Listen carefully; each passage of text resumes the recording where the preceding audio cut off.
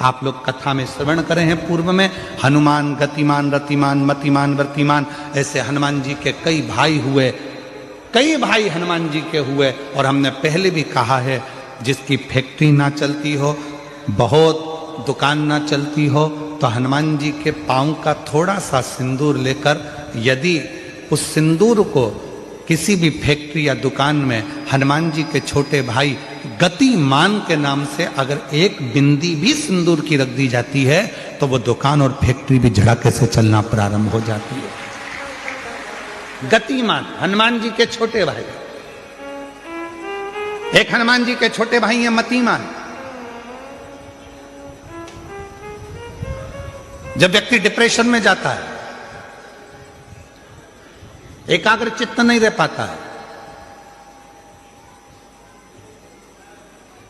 पढ़ने बैठता है पर एकदम मन नहीं लग पाता है, तो मतिमान का स्मरण किया जाता है, हनुमान जी के तीसरे नंबर के भाई का, मतिमान।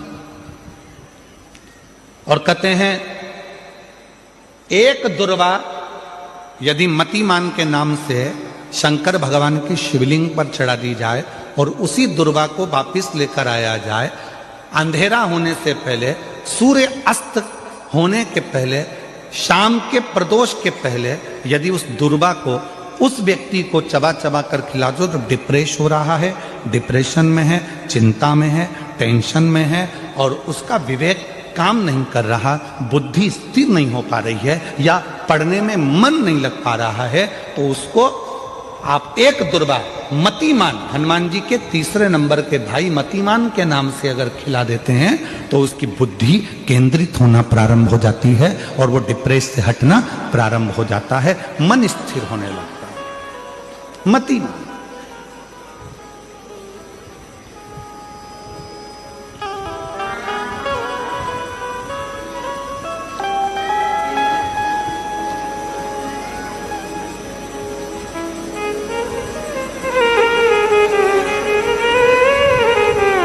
और एक नाम आता है व्रतिमान।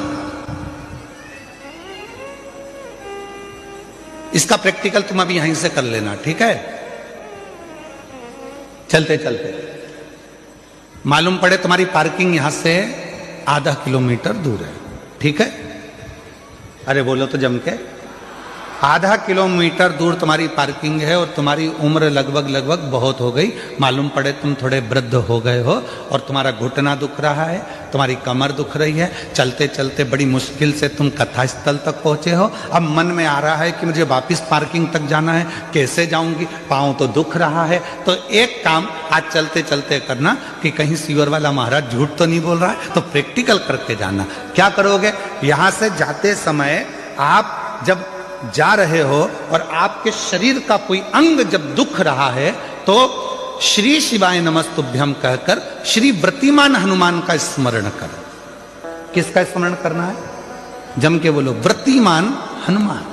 व्रतिमान हनुमान का स्मरण करके कहीं पर भी बैठकर अपने पांव की छोटी वाली जो उंगली है उसको जम के दबाना और दबाने के बाद चल देना। जिस जगह पर भी दर्द हो रहा होगा, मेरा बाबा आपको मंजिल तक पहुंचाएगा, दर्द होने नहीं देगा। कल नहीं करना, प्रैक्टिकल आज ही करना। काल करे सो आज कर।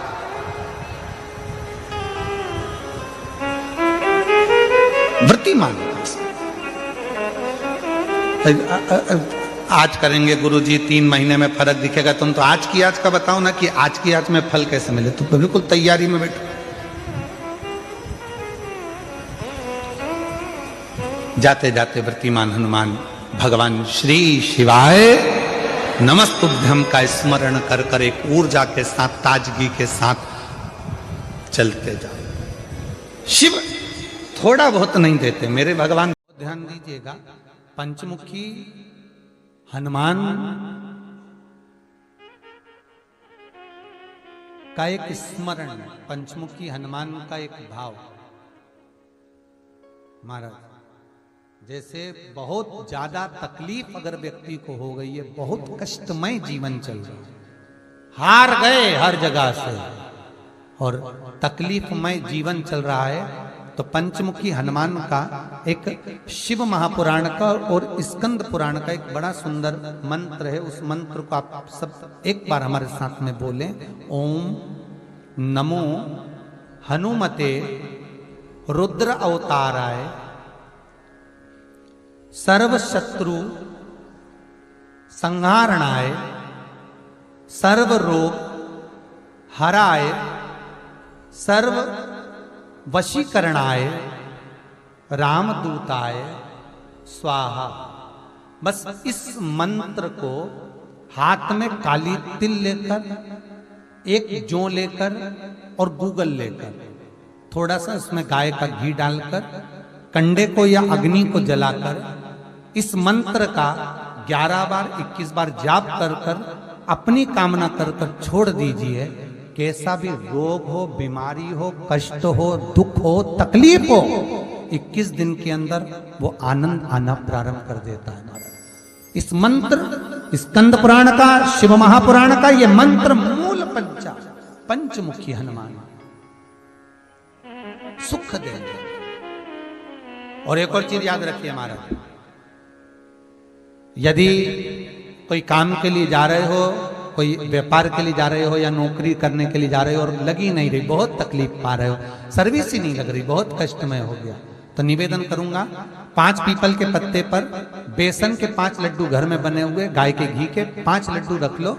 उस लड्डू के बीचों बीच एक आटे का दिया और उसमें तिल्ली का तेल डालकर इसी मंत्र का प्रयोग कर कर पंचमुखी हनुमान का किसी भी हनुमान के मंदिर में जाकर, दक्षिण मुखी हनुमान के मंदिर में जाकर उसको रख कर आ जाइए। इसके बाद आप उस काम के लिए जाइए, आपका काम सफल हो जाएगा। आपको किसी को नहीं कहना पड़ेगा कि हाथ जोड़ना नहीं पड़ेंगे, किसी के पांव नहीं पड़ना पड़ेंगे, तुरंत काम होगा।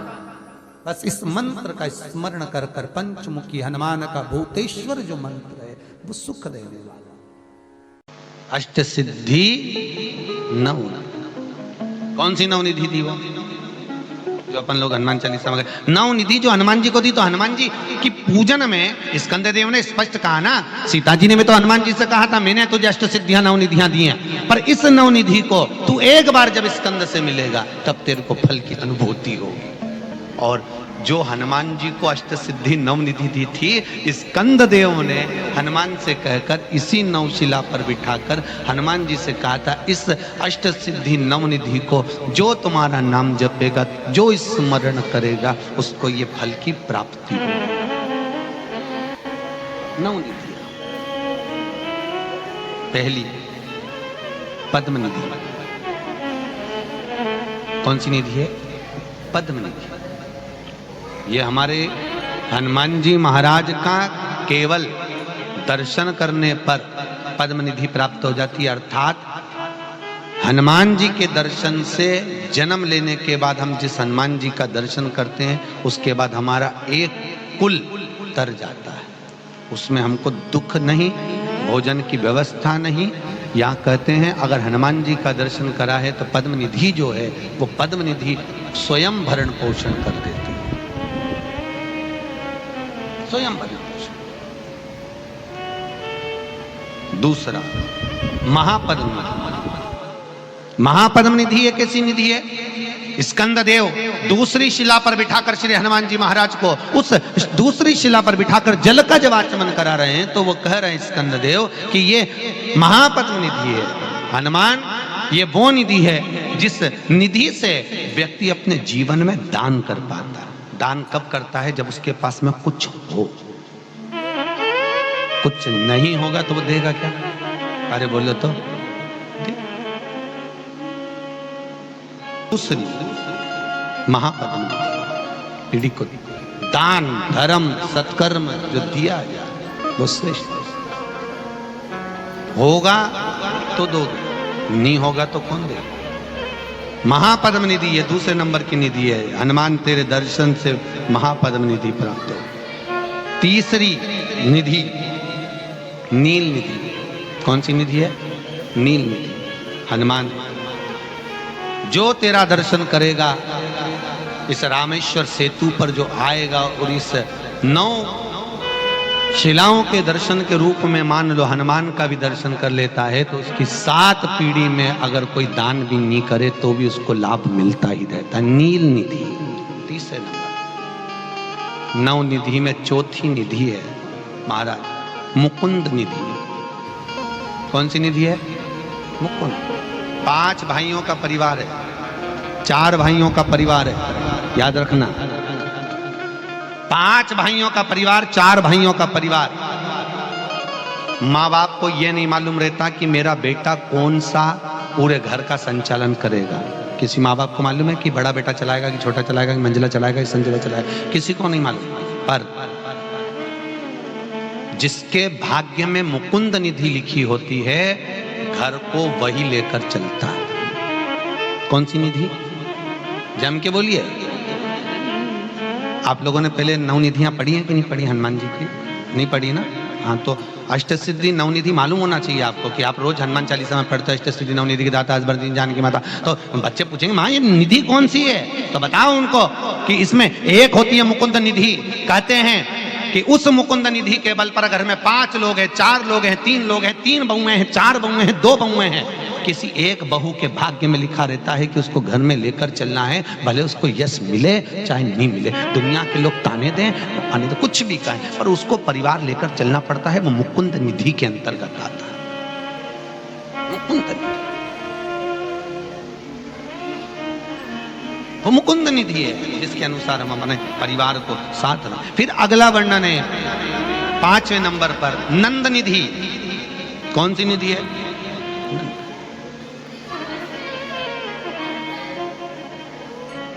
हनुमान जी की ये 5वें नंबर की जो निधि का दर्शन कराया नंद निधि। कहते हैं मान लो कोई व्यक्ति बहुत बीमार पड़ा रहता हो, बहुत तकलीफ भोग रहा हो, कष्ट बहुत हो शरीर में, रोग मिट नहीं रहा हो, तो स्कंद पुराण की 9 निधियों में जो वर्णन करा है नंद निधि का, हनुमान जी के गले में उस व्यक्ति के हाथ से बेलपत्र में गांठ लगवाकर 41 बेलपत्र प्रदोष के दिन, कौन से दिन?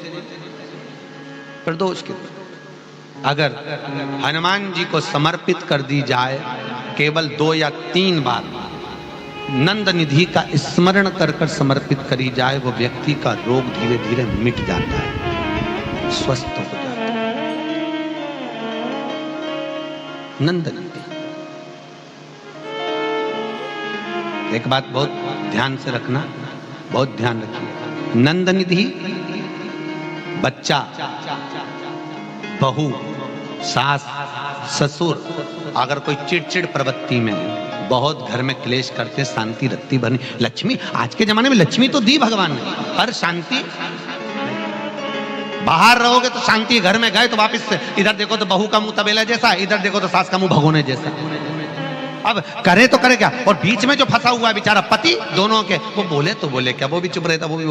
अब बाप के बेटा तू अपनी वाली को समझा ले, मैं अपनी वाली को समझा लूं, खत्म। तो यहां जो निधि का वर्णन करा गया है महाराज,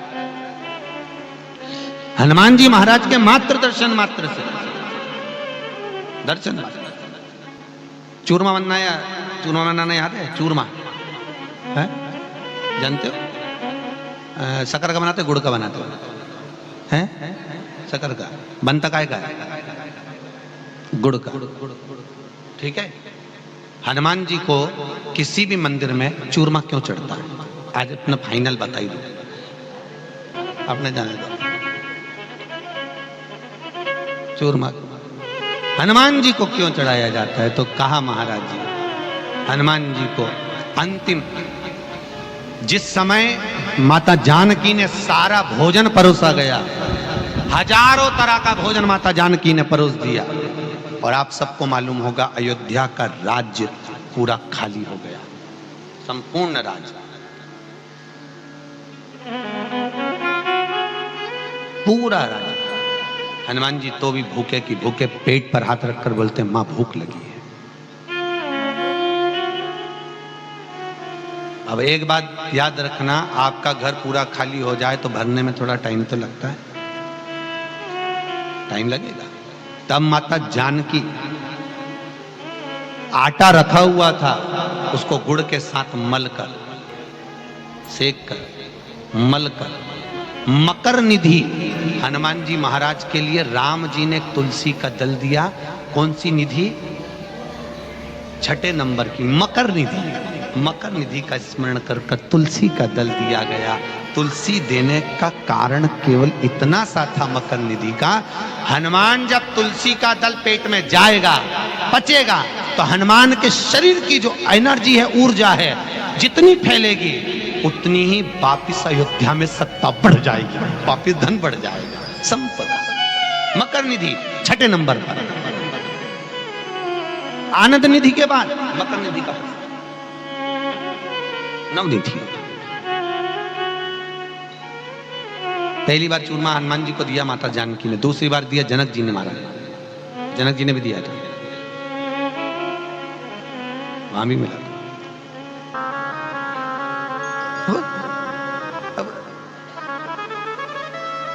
अब नहीं समझे तो होता है ना कई कई बार।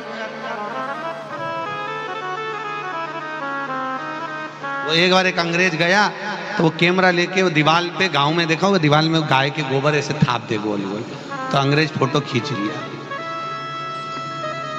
किसी ने पूछा ये काय को खींच रहा हो? कि ये समझ में नहीं आ रहा गाय ऊपर चढ़ी कैसे, ऊपर कैसे चढ़ी है?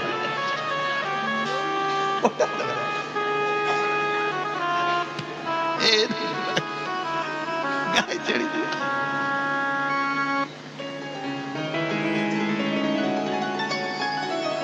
भगवत अब नवनिधियों में नवनिधि छठे नंबर पर मकर निधि है महाराज, जो कि भरण पोषण करती है, कभी घर में अन्नपूर्णा की कमी नहीं आने देती।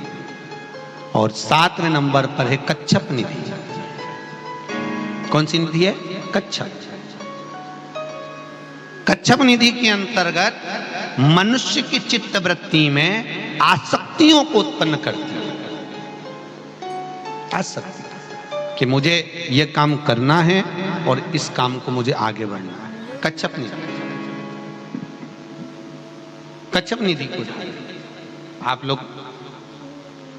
कई लोगों के हाथ में कछुए की अंगूठी देखते होंगे, वो हनुमान जी की कच्छप निधि का प्रमाण है। शंकर मंदिर में, राम मंदिर में, देवी देवताओं के मंदिर में, बाहर हॉल में जो चौबारा होता है, गेट होता है, उसके पास में एक कछुआ बना होता है, वो कच्छप निधि को दर्शाता है। उसका क्या प्रमाण? कछुआ क्यों बनाया जाता है मंदिर के अंदर? दरवाजे पर कछुए का प्रमाण क्यों दिया जाता है? मूर्ति की प्राण प्रतिष्ठा होती है तो कछुआ रखवाया जाता है। क्यों? तो वो कच्छप निधि के लिए। महाराज जो मंदिर में, चाहे शंकर मंदिर में आए, चाहे राम मंदिर में आए, हनुमान मंदिर में आए, देवी मंदिर, जो भी उस मंदिर में प्रवेश कर रहा है, जब वो कच्छप निधि का दर्शन करे, कच्छप निधि का दर्शन कर कर उसके भीतर कभी आसक्तियों की, अर्थात तमन जो करने की ललकता है, वो समाप्त करना और अग्रण्य बढ़े और बढ़ता जाए, वो कच्छप। फिर अगला वर्णन आया है शेक निधि।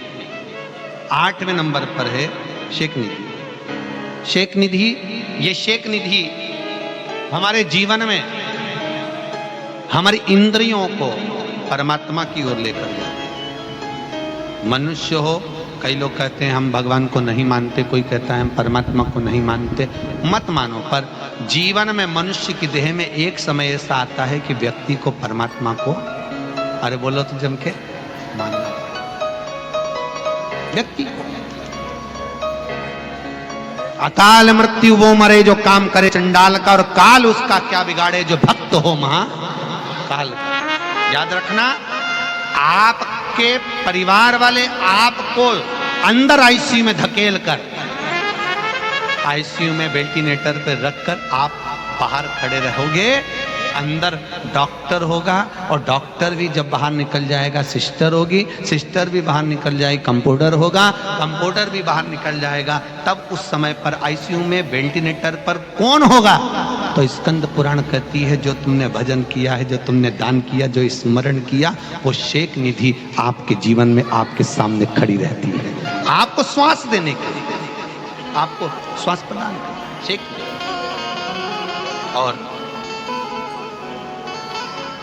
अगले नंबर पर 9वें नंबर पर एक खेव निधि, खेव निधि, ये 9 निधियों में अगला खेव निधि।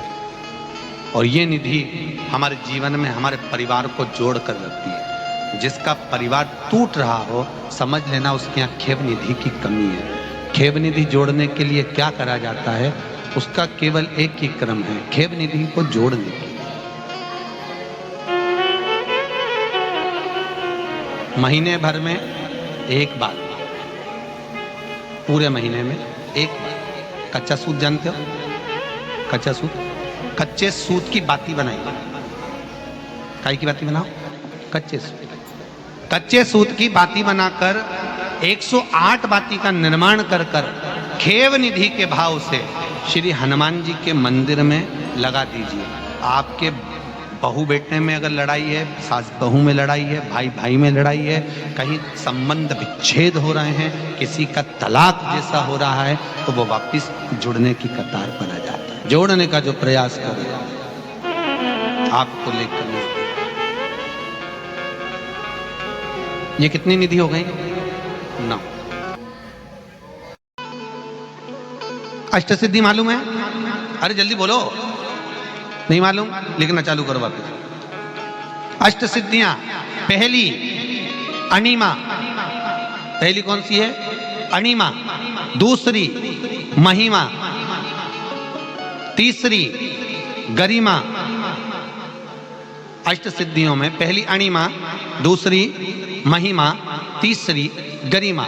ये हनुमान जी महाराज की जो अष्ट सिद्धियां हैं, इन सिद्धियों के लिए आपको ज्ञात होना चाहिए, हनुमान जी महाराज के जब घर में तुम रोज हनुमान चालीसा का पाठ करती हो, आज एक दिन हो गया, कल दूसरा दिन हो गया, तीसरा दिन हो गया, कैलेंडर में जो पंचांगो कैलेंडर हो, उस कैलेंडर में एक निशान बनाकर रखो कि आपके 108 जब पाठ पूरे हो जाएं, तब 108 बाती आप हनुमान जी महाराज की इन अष्ट सिद्धियों के नाम से लगा दीजिए।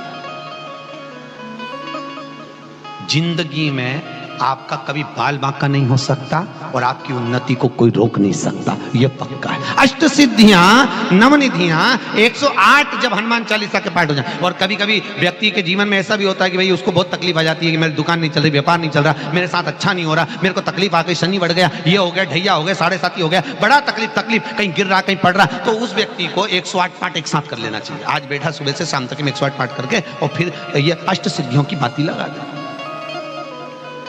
अष्ट सिद्धि पर अष्ट सिद्धियों की जो बाती लगती है घृत में है, घी घृत, अष्ट सिद्धि। तो ये बाती, तो पहली अणिमा सिद्धि, दूसरी महिमा, तीसरी गरिमा, चौथी लघिमा, चौथी है लघिमा, पांचवी प्राप्ति, पांचवी क्या है? प्राप्ति। छठी प्राकंभ, छठी है प्राकंभ। सातवीं है ईर्षत्व, ईर्षत्व। और आठवीं है वशिष्व, आठवीं है वशिष्व। ये हनुमान जी महाराज की 8 सिद्धियां और 9 निधि। अष्ट सिद्धि नव निधि के दाता, असबर दीन जानकी माता, राम रसायन तुमरे पासा, सदा रहो रघुपति के। आज तुम लोगों ने पुण्य करा होगा, शनिवार के दिन, पूर्णिमा के दिन तुम्हें अष्ट सिद्धि नव निधि मिल गई। आज किस्मत वाले हो गया, भाग्यशाली। अष्ट सिद्धियां नवनिधियां प्राप्त हो गई। गाते गाते पूरी जिंदगी हो गई थी, रोज हनुमान चालीसा पढ़ते थे, रोज बोलते थे अष्ट सिद्धि नवनिधि की दाता। अष्ट सिद्धि थी कौन सी, नवनिधि थी कौन सी? बच्चे पूछे तो बता तो सकते हो कि अष्ट सिद्धि ये है, नवनिधि ये है, और किस किस चीज का क्या क्या लाभ है। पूरी हनुमान चालीसा की एक एक चौपाई में एक एक चीज से एक एक बीमारी का इलाज है, एक एक बीमारी का महाराज। हनुमान चालीसा की एक एक चौपाई से एक एक बीमारी का।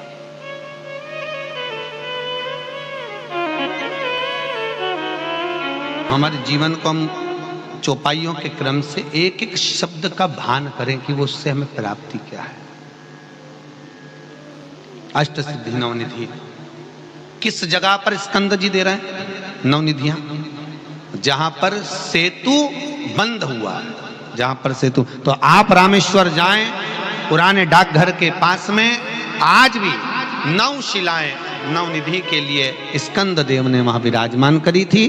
वहीं हनुमान जी महाराज ने जलपान करा था, वो स्थान आज भी विराजित है। आज पुराने गांव विराजित हो।